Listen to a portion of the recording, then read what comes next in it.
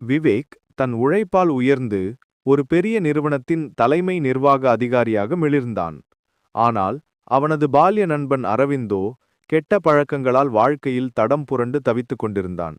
ஒருநாள் அரவிந்த் வேலையின்றி வறுமையில் வாடுவதை விவேக் அறிந்தான். நேராக உதவி செய்ய விவேக்கிற்கு விருப்பமில்லை.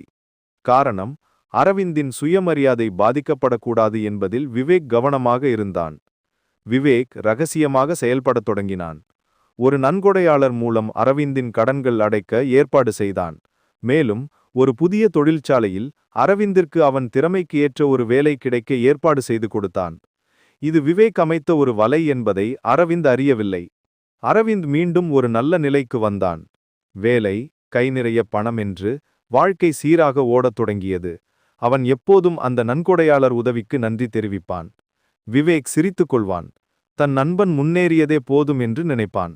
அரவிந்த் பலமுறை யார் அந்த உதவியாளர் என கேட்டபோதும் விவேக் மௌனமாகவே இருந்தான். சில உதவிகளுக்கு அடையாளம் தேவையில்லை நண்பா என்பான் விவேக்.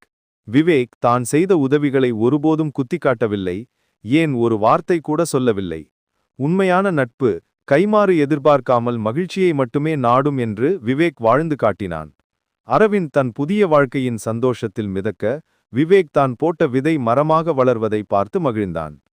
நட்பின் பெருமை அங்கே மௌனமாய் நிலைத்தது. இதில் ஒரு கிண்டல் என்னவென்றால், அரவிந்த் இன்னும் அந்த நன்கொடையாளருக்கு நன்றி சொல்ல வழி தேடிக் கொண்டிருக்கிறான்.